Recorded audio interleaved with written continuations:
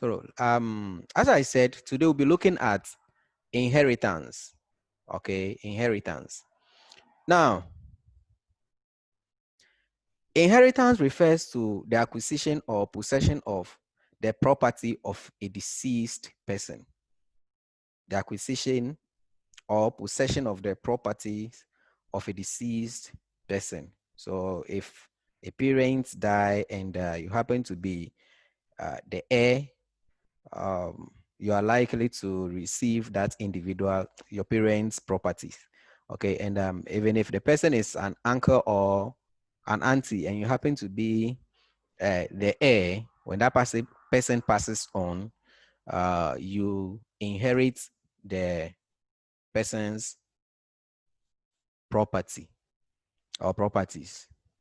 Okay, so there are two main types of inheritance in Ghana, namely the traditional system of inheritance, and the legal system of inheritance.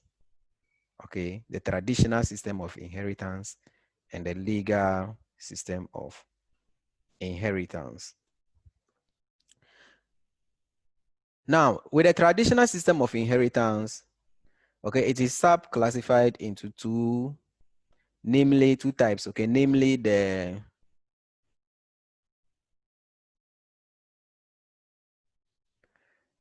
matrilineal system of inheritance and the patrilineal system of inheritance. Okay, matrilineal system of inheritance and the patrilineal system of inheritance.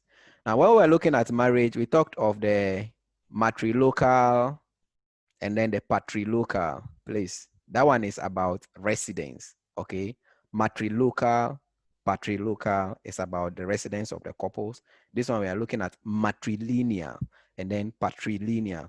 It has to do with inheritance.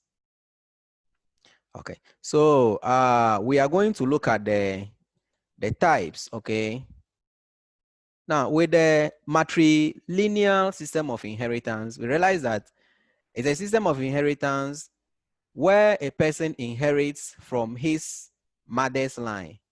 Okay, system of inheritance where an individual inherits from his mother's line.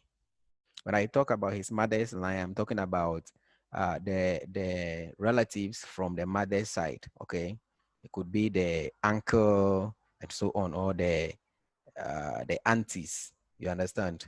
So there's a system of inheritance where an individual inherits from his mother's line. Now, in this system, a nephew or a niece inherits the uncle's property. Okay, a nephew or a niece inherits the uncle's property. So if it's the matrilineal system, what happens is that I personally get to inherit my maternal uncle. You get it? My uncle from the mother's side. I get to inherit his property and not my dad's properties. And so this system is common with accounts. They practice this system a lot. And let us look at the advantages of the matrilineal inheritance. Now, the first we'll be looking at is that it ensures that property is retained in the family. Okay, the matrilineal system of inheritance ensure that the properties of an uncle remains in the family. Okay, that is one advantage of the matrilineal inheritance. Now, the second advantage is that the system allows only blood relatives to inherit the property of their deceased relative. Okay. It allows blood relatives to inherit the property of their deceased relative. So these are the advantages of the matrilineal inheritance. Fine. Let's look at the disadvantages. And then I'll invite questions before we continue.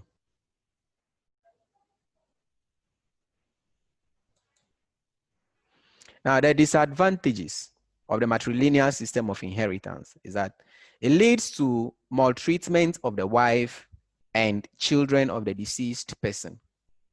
Okay. It leads to maltreatment of the wife and children of the deceased person. So with the matrilineal system of inheritance, it is the nephew, okay, that inherits an uncle.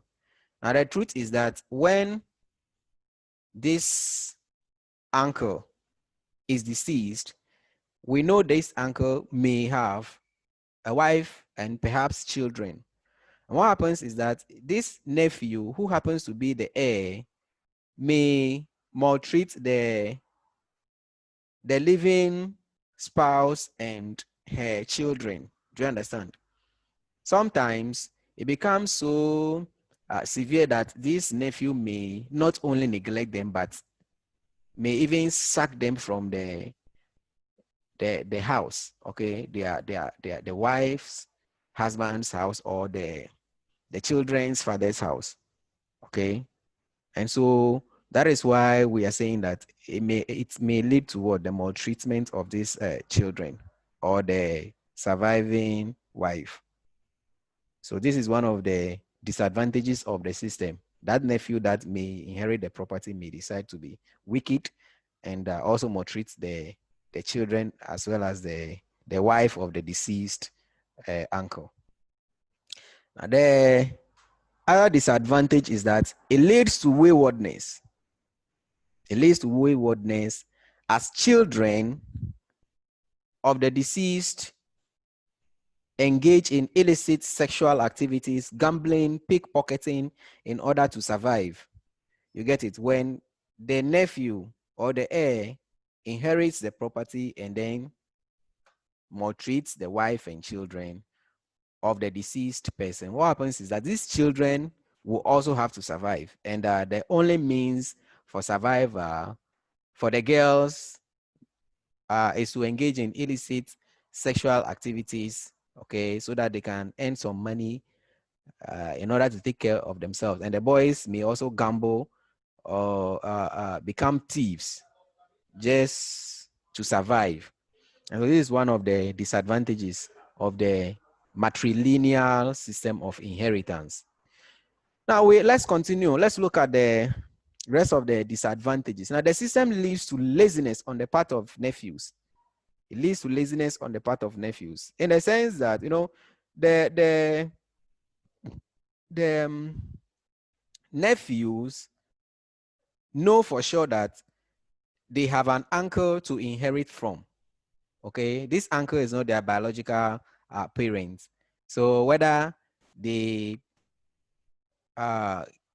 become hardworking or not, they don't have anything to lose. The truth is that they have an uncle to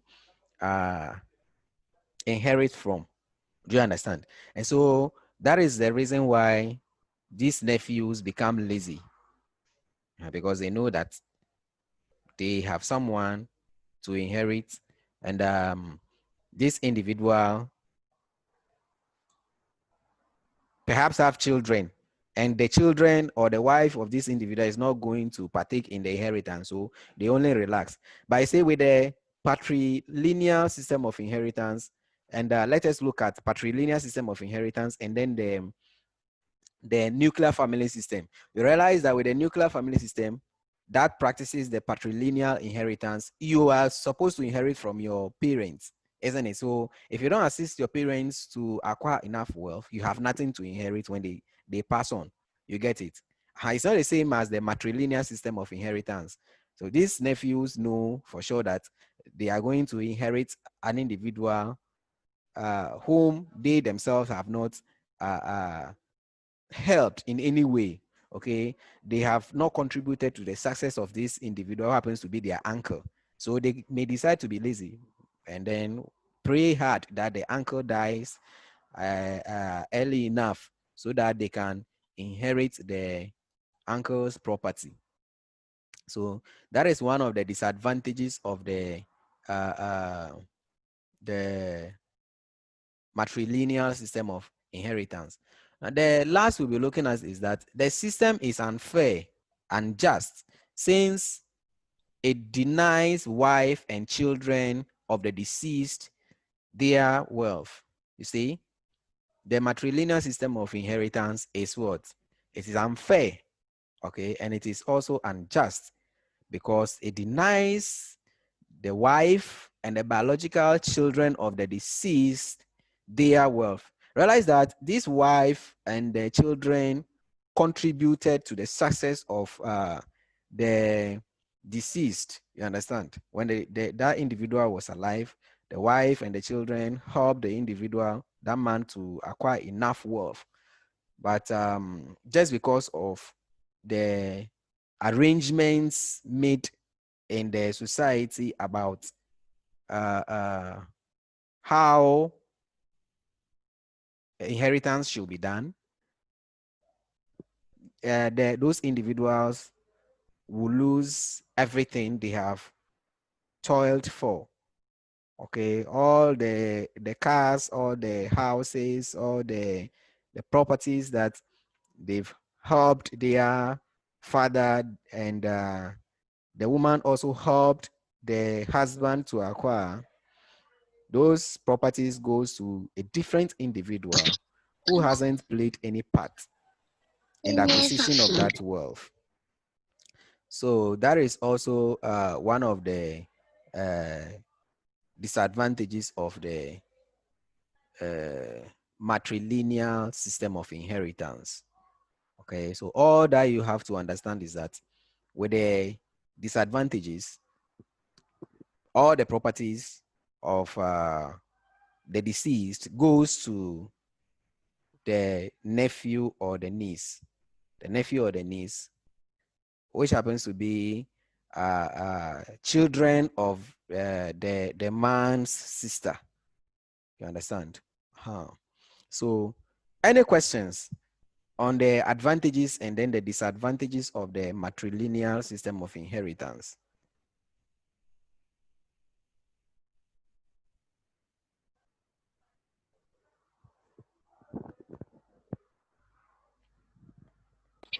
Yes, sir.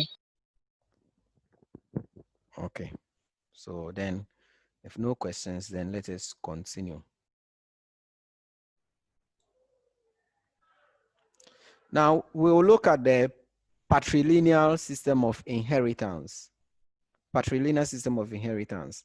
Okay, now we are saying that the patrilineal system of inheritance is a system of inheritance that allows a person to inherit his father's property.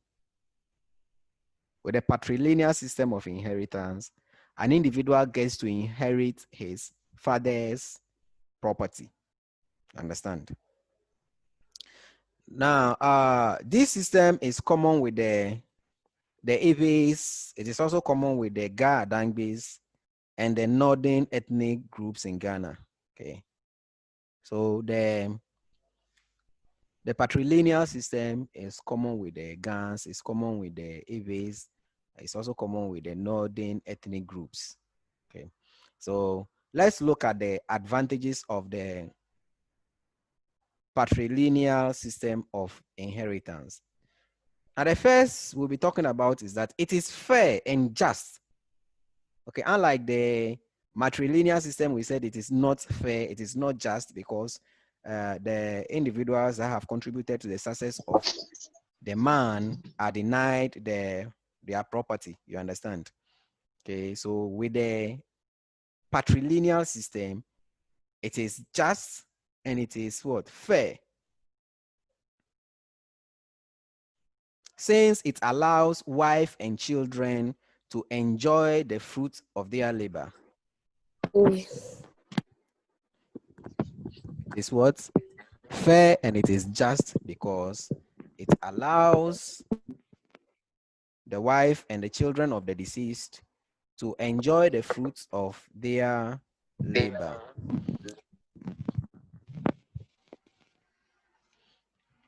Now let's continue. Now, the second advantage is that it prevents hardship.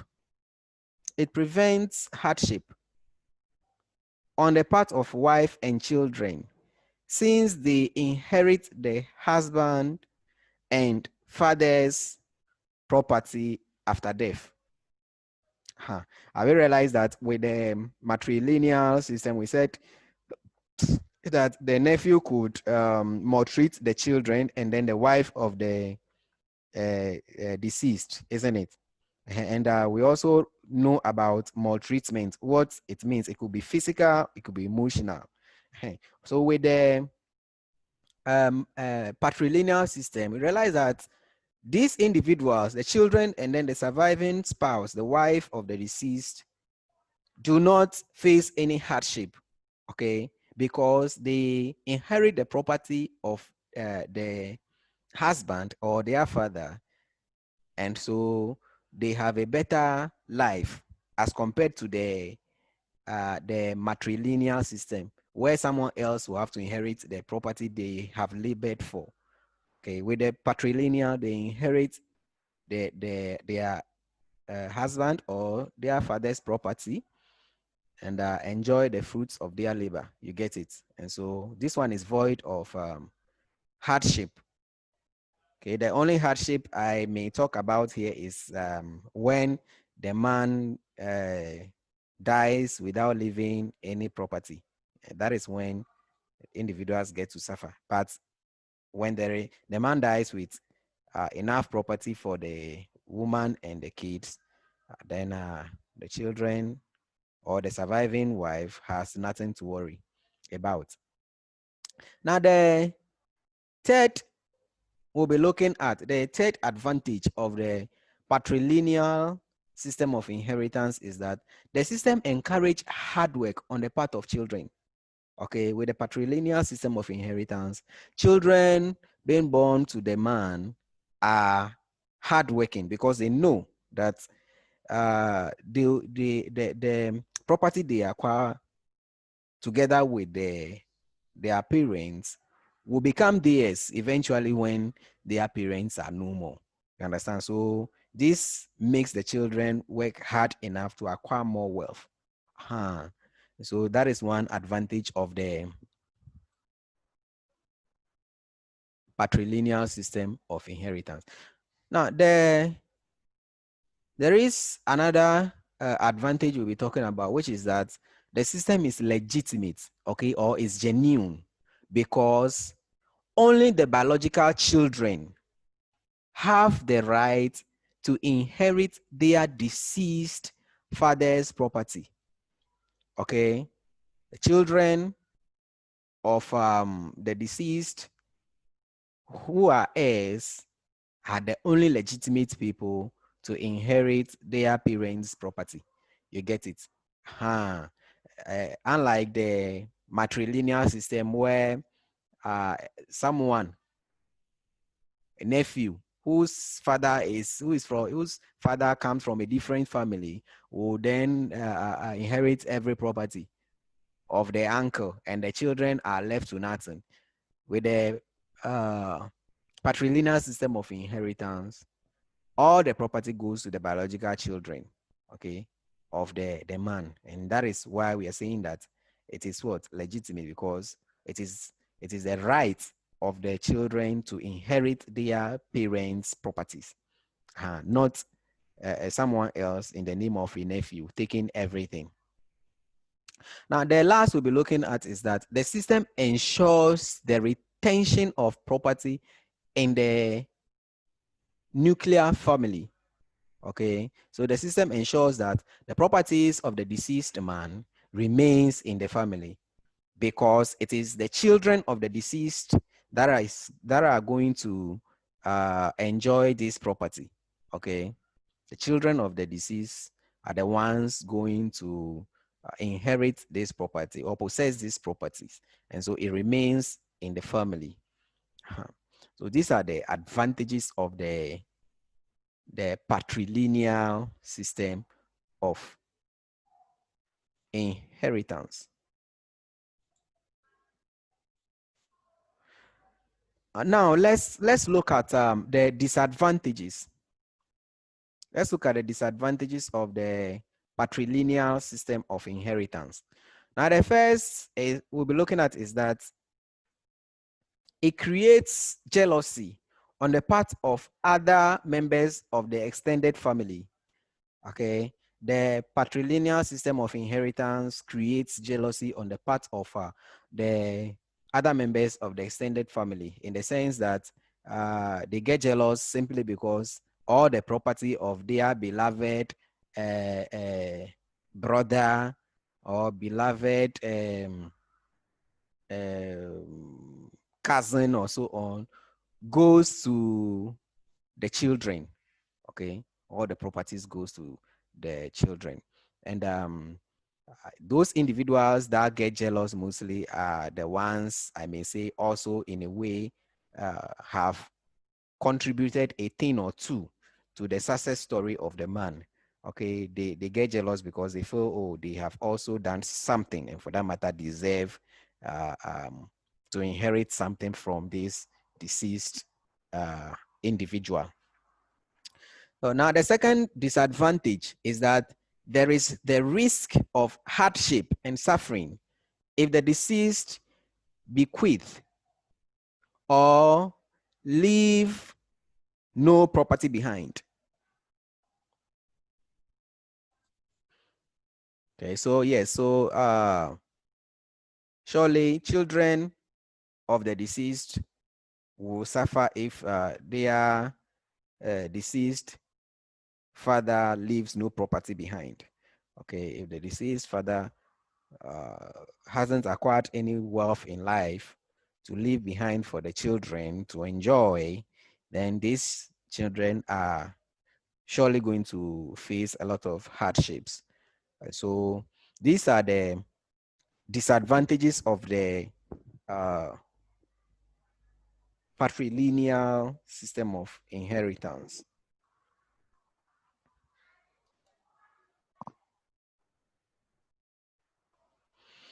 Now, before we move on to the intestate succession law, okay, 111, the PNDC law 111, let's do a little comparison of the matrilineal and then the patrilineal system.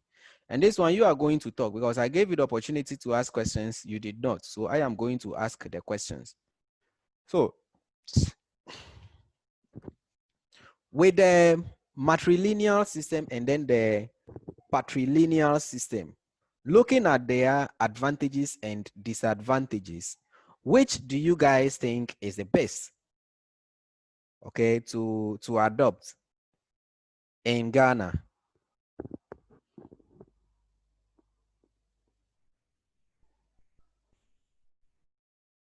Yes. Which is the best?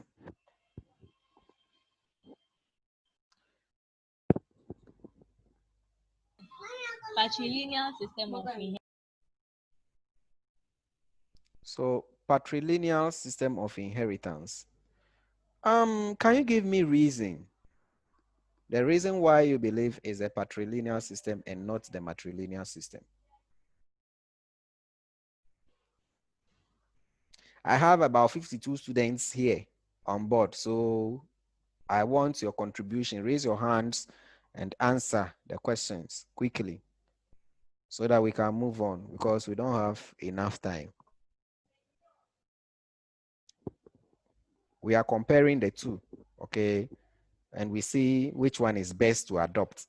Someone said is the matrilineal system of the patrilineal system of inheritance. Surely the person has certain reasons why the patrilineal system and not the matrilineal system. I just want you to give me a reason so that I know you understand. Then we continue with the lesson. Sir, please. The reason is that since the father owns the property, there will not be a lot of conflict between them. So it's easy for the person to own the property. Okay, so Farida, to you, the patrilineal system of inheritance is ideal because with this system of inheritance, there isn't much, it doesn't involve much conflict as compared with the matrilineal system, because children are the ones going to benefit from their parents. Okay, well, that is good. But if that is the case, then why is it that knowing vividly the patrilineal system of inheritance has these advantages, why is it that people still practice the matrilineal system of inheritance like the accounts? Yes. Cordial Grace. Cordial Grace, yes, you are also here. Yes, so yes. Why is it that people still practice the matrilineal system? And why is it that they've not abolished the matrilineal system to the patrilineal system? We have accounts in the class, okay? And I expect that they contribute because this has to do with them. The matrilineal system has to do with accounts. Somebody like Savannah. Savannah, why is it that you people are still practicing the matrilineal system? Tell me. In fact, tell us why you are still practicing the matrilineal system.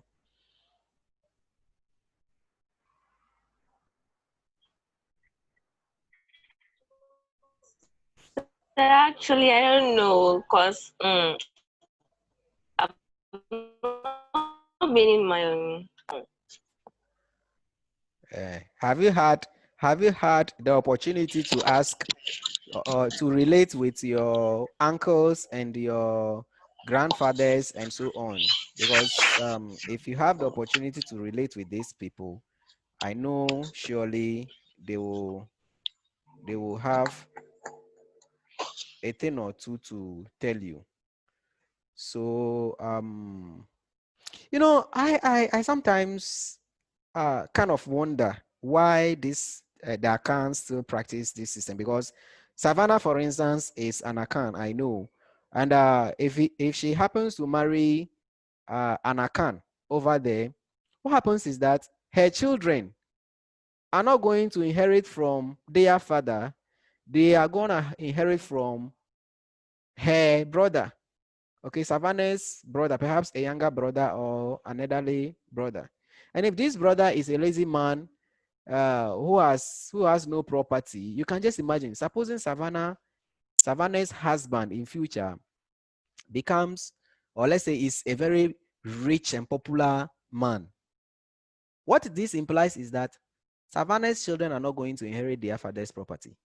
They have to inherit whatever Savannah's brother has left behind. You see the reason why this system actually has a lot of flaws, because it doesn't make sense. If Savannah should assist the husband, okay, Kenneth, I'm coming. If Savannah should assist the husband with the children to make enough wealth, okay, the husband's nephew is what the individual that is going to inherit the property. Anyway, yes, everything. Kenneth, you can Yeah, talk. please. That system is no more working. Are you sure? Yes, sir. Then why is it that succession to the throne of the Asante king is matrilineal and not patrilineal? If you believe it's not working, yes. Okay, so maybe that's for the fancies, but for the fancies, we don't do that again. Yes. So you the fancies don't do that. Savannah, yes, you can talk. Yeah, I wanted to correct him that is he actually sure? Because as for me, I'm not sure about it. That's when he personalized it, that it was the fancies that he was talking about. Yes, Let me just yes. ask my dad and get back to you. Okay. Yeah, so as I was saying, with the matrilineal system of inheritance, it becomes a system that could easily lead to conflict, because as I was saying, if I happen to be an Akan, there is no way I was going to sit back and allow my nephew or whoever to inherit, or my dad's nephew to inherit everything. Okay, something that I have labored for. Yes, Savannah. Yes, sir. He said they still practice it. They still practice it. Yo, okay, fine. So yes, Yeah. When those days when I was in Kumasi, we got to learn a lot about some of these systems. Understand?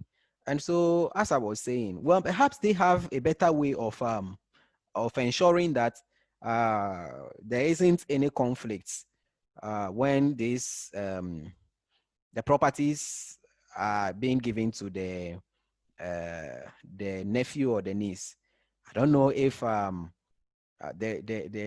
family have certain standards to ensure that the properties being given to the nephew then takes proper care of the children. I don't know about that, but perhaps there may be something like that. Yes, Justin. Justin, yes. Please, if this sir, Yeah, sir, okay. if this type of inheritance has been for a long time among the accounts, why should there be conflict again? Because it's quite simple. If this, because we all know that, why should they still quarrel? Well, you think it is simple because it has been with them for a very long time. So it is simple. Now let me put you in this system, okay, Justin? Yes. Okay. Whatever property your dad owns are not yours. And that your dad's sister's brother is the one who is supposed to inherit all that your father have, leaving you with nothing. And that it is your mom, okay, your mother's brother that you have to inherit from. Now, is it as simple as you think? You said it is simple because it has been with them for a very long time. Now I'm putting you in that same situation. Is it simple? If yes, you can tell me. Yeah, you not inherit anything, no. Not even your dad's shoes. You not inherit that one. Everything goes to his nephew. Yes. Is it as simple as you think? Okay, it's not as simple as I thought. But But thank you. See, let me make you understand this. The fact that something has been with a particular group for a very long time doesn't mean that they are too comfortable with it. You know, culture, you have come to meet this system, and so you are forced to live with it. Because that is what has been the issue before you were born. You were born into it, and for that matter, you also have to observe it. You see, that is the reason why the accounts, we know they help each other a lot. It is noted, you understand, that they assist each other a lot. So if you happen to be a dad over there, you make sure that you try as much as possible to get your children in a better position before you die. If not, if you think they are going to depend on your wealth in order to survive, then you are making a very great mistake. They themselves are aware. And so that is why they try as much as possible to lift everyone up. Anyway, let us continue. With the disadvantages, we've already taken the disadvantages. Let us look at the okay, we are done with the patrilineal and then the advantages and disadvantages. Now let's look at the intestate succession law. Okay, the intestate succession law. That is what we'll be looking at right now. And the intestate succession law, okay, or the PNDC law 111, okay, is a law that regulates how property should be shared in case an individual dies intestate. Okay, so now let us look at the terms before we, excuse me, before we move on. Now, when we say an individual dies intestate, It means that that individual dies without leaving behind a will. Okay, a will. So yes, so when an individual dies without a will, that individual is said to have died intestate. Okay, but when an individual dies whilst leaving behind a will, that individual is said to have died testate. Okay, so now testate succession refers to the situation where a person dies without leaving behind a will. Okay, a will. Now the intestate succession is when a person dies without leaving behind a will. Thank you. So now a will is a legal document. A will is a legal document declaring a person's wishes regarding the regarding the disposal of their property when they die. A legal document of an individual about the disposal of the individual's properties when he or she dies. That is a will. Okay, a document clearly stating how and who a property goes to before an individual dies. It's what is called a will. Now let us move on. Now, intestate, the Intestate Succession Law 111. Now, so let's look at it. The Intestate Succession Law was passed in 1985 to ensure equitable distribution of property of persons who dies intestate. So as I said earlier on, the law was passed to ensure that properties are fairly distributed. Properties of an individual are fairly distributed when that individual dies without a will. Okay. Okay, fine. Now we are going to look at what the law says. Okay. Now, according to the law, a person is deemed to have died intestate if at the time of death has not made a will disposing his estates. So according to the law, an individual is deemed to have died intestate if at the time of death that individual has not made a will, okay, disposing his estates. Talk about the estates, we are talking about the landed properties, okay, we are talking about buildings and so on. Do you understand? So if an individual dies without properly disposing these assets, then that individual is qualified to be classified as a person who has died intestate. Now, the second is that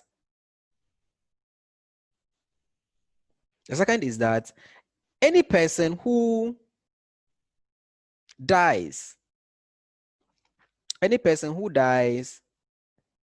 leaving a will of part of his estate,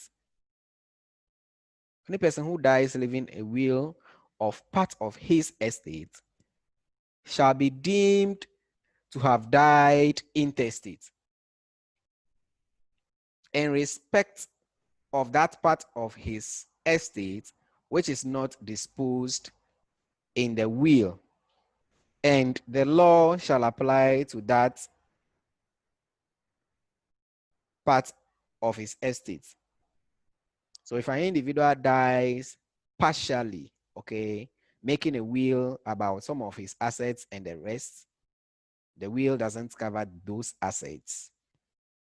Because of the assets that the will hasn't covered, the individual is considered to have died intestate. And the law then applies to those assets that the will hasn't covered.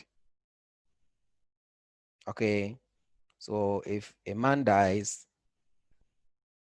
and he leaves behind a will concerning some of his assets, and the rest of his assets, the will, there's no will covering those assets, then the law, the PNDC law, applies to those assets which the will hasn't covered. You understand? So it is the law that then allocates these assets to individuals who are supposed to be the beneficiaries. Now let's continue. Now, the law is applicable to all persons who die intestate after the promulgation of the law.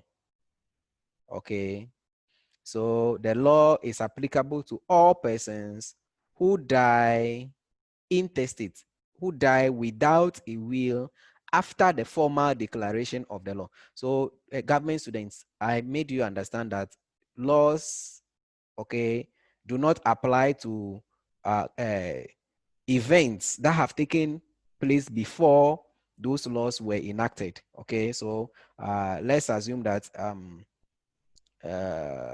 let's take rape, for instance. It's a criminal offense, isn't it? Supposing there are no laws regarding rape in our constitution, if I rape an individual today, I am not held accountable to it if there is rape laws that is enacted in, let's say, enacted in the year 2001.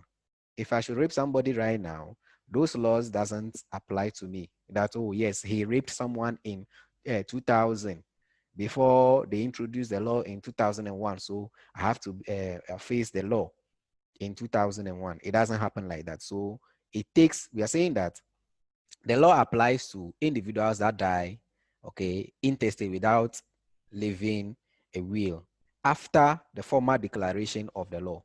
You understand? So people that died intestate long before 1985, the law cannot apply to their properties. But those that died after 2000, after 1985, the law applies to them. So let's continue. The fourth is that the law is applicable to the self-acquired property of the persons and not the property held by him as a family head on behalf of family members or as a chief on behalf of his subjects. Okay, so the intestate succession law applies to properties that an individual has personally acquired. Okay, now if that individual happens to be a family head, the individual is in charge of family assets. So the law, so that if that individual dies, the law does not apply to the family assets because those are not the individual's personal properties. The same way too, if a chief should die, you know, a chief also happens to be the caretaker of properties or, yes, assets of the community, assets that belong to the community, like landed assets and so on. And the law doesn't apply to those assets. Okay, once the chief died, they can't share those assets among the chief's family members. No. Okay, they can only share assets that the chief have personally acquired. Let's assume the palace, for instance. If it is a palace that is built by the community, when the chief dies, they can't give the palace to the children of the chief. It doesn't happen like that. Okay, it's supposed to be given to all. The palace is supposed to be enjoyed by the next chief that will be installed. Okay, so that is how it works. The law can only share properties that the man has or the chief has personally acquired. And that is if he dies intestate, if he dies without a will. Now let us look at the fifth point. Okay, the law also states that the living spouse and the children are entitled to the household cartels. Okay, they are entitled to the household cartels.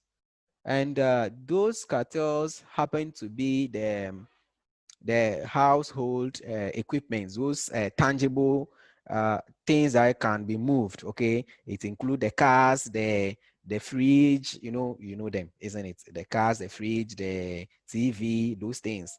Okay, we are saying that the living spouse and children are entitled to the household chattels. Okay, they are entitled to these chattels. Now,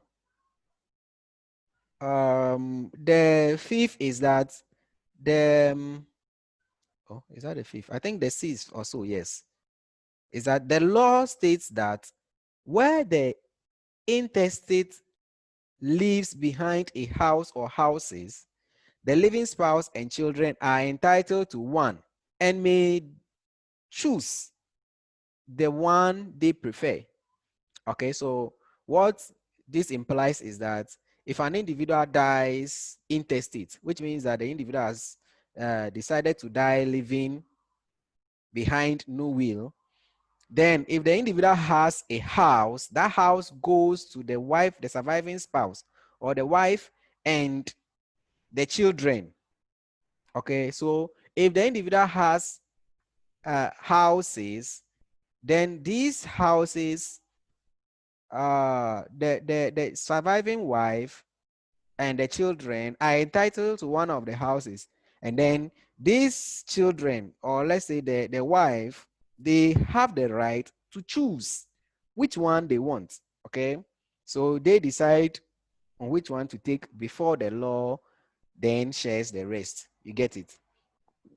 Yeah, so let's look at the rest now. The last we'll be looking at is, no, not the last. Let's continue. So okay, the law also shares the residue as follows. So you say when the properties are shared and there are leftovers, this is how the law shares these properties. Okay, so now the first is that where the intestate is survived by a spouse and child. Okay, situations where the intestate, the dead has a child and a living spouse, then this is how the property is shared. 3/16 of the property goes to the surviving spouse. Then 9/16 of the property goes to the surviving child. Then the third is that 1/8 of the property goes to the surviving parents. Then the last is that 1/8 is also shared in accordance with the customary laws, okay, of the place. Fine. Now, secondly, where the intestate is survived by a spouse and no child, okay, the individual that dies without leaving behind a will, okay, if that individual has a spouse, okay, more like a wife, but has no child, this is how the property, the rest of the properties are shared. Now, half of the property, okay, goes to the surviving spouse. Now, the second is that a quarter of the property goes to the surviving parents. And then 1/4 of the properties is shared in accordance with the customary laws.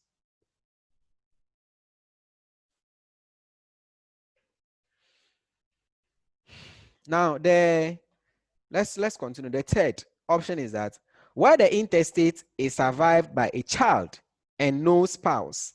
Okay, the previous one we looked at was when there is a surviving spouse without a child, how it is shared. Okay, half goes to the surviving wife, and so on. Half goes to the mother, the parents. Okay, so sorry, a quarter goes to the surviving parents, and then a quarter is also shared according to the customary laws of the land. Now let us continue. Now the third is where the intestate is survived by a child. So we say there is a living child and that there is no spouse. Perhaps the woman, there is no wife, okay, but there is a child. This is how the properties, the rest of the properties are shared. Now, 3/4 of the property goes to the surviving child. Now, 1/8 to the surviving parents, and then 1/8 in accordance with customary laws. Now, okay, let's look at the fourth one, where the intestate is survived by a parent and no child or spouse, okay? The intestate is survived by a parent and no child or spouse. This is how it's shared, okay? Now, 3/4 goes to the surviving parent and then 1/4 to is shared in accordance with the customary laws, okay? 3/4 to the surviving parents and 1/4 in accordance with the customary laws. Now, the fifth, okay, point says that where the intestate is survived by no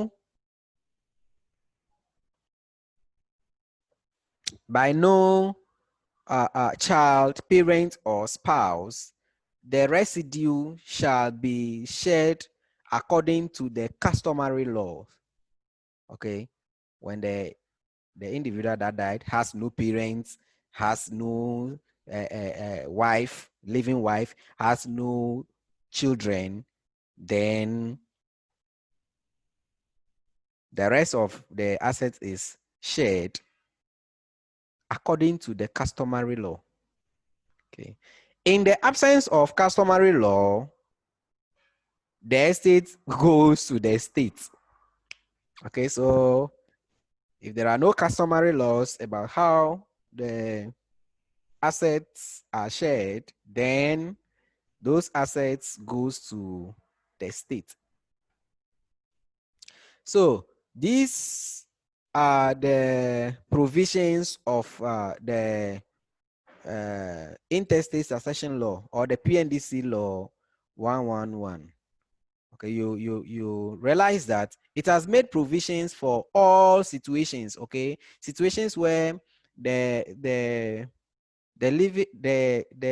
living spouse and children, what they have to acquire as assets when the husband is no more. It has made provisions for that. Okay, so that is when the individual dies or the man dies without a will, how the rest of his assets are shared. Okay, it has made provisions for situations where there is a living spouse and children. It has made provisions also for situations where there is a living spouse and no child. Similarly, where there is a child, a living child and no spouse, and also in situations where there is a living parent and no children at all, or spouse, okay? And also in situations where no child, no spouse, and no parents, no surviving parents, okay? So that is it. Now let us continue. So now the law states that no one has the right to deny the living spouse and children the use of the property before it is shared. What this implies is that when the head of the family, I'm not talking of the family head as in the man, okay, of the nuclear family, as in the nuclear family head dies, perhaps a husband dies, no family member should deprive the living spouse and the children, okay, the a privilege to enjoy the assets, the properties the man leaves behind. Okay, they are not to be denied those properties before they are shared. So it means that if a man dies without a will, the living spouse and children continue to enjoy the properties the way they've been enjoying them before the man died. or the demise of the man, they enjoy it similarly before the properties are shared. Okay, no family member is to deprive them of not touching those properties anymore. Okay, they continue to enjoy it until the state shares the properties. Now, the last we'll be looking at is that the law states that the living spouse and the child or children shall be entitled to all the estates if it is worth less than 50,000 cedis. Okay, if the assets, I'm talking of the landed property and the buildings, okay, that the man has is worth less than 50,000 cedis, then the spouse and the child or children shall be entitled to all of them. Okay, if those properties are worth less than 50,000, and 50,000 now, I think it's just a small amount of money. Okay, I think previously 1,000 Ghana currently is let me see if my calculations are right. 1,000 Ghana at those days are just 10 cedis, right?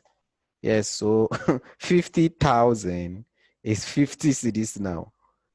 And I don't know if my calculations are right, but if they are right, you realize that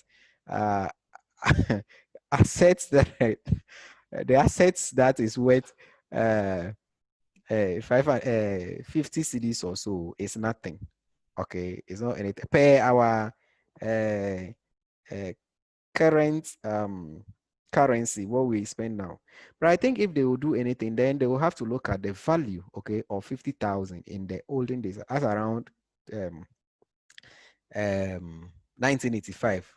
Okay, the value, they will look at it and relate it currently, because if you want to see the conversion, you realize it is nothing now. Okay, so that is it. So yes, so those assets of the man, that is in the form of estates. We are not talking about household cartels. That is not what we are looking at. Okay, we are looking at the landed properties and then the buildings. If it is not worth that amount, then the surviving spouse and children are entitled to all of those assets. Now let's continue. Okay, fine. I think this is the last slide we just looked at. Now the advantages of the intestate succession law, okay, are just similar to the advantages of the how do we call it? The patrilineal system of inheritance. You get it? Now there is one other system of inheritance which I didn't include in the slide, which talks about the marital system. Okay, marital inheritance. That one.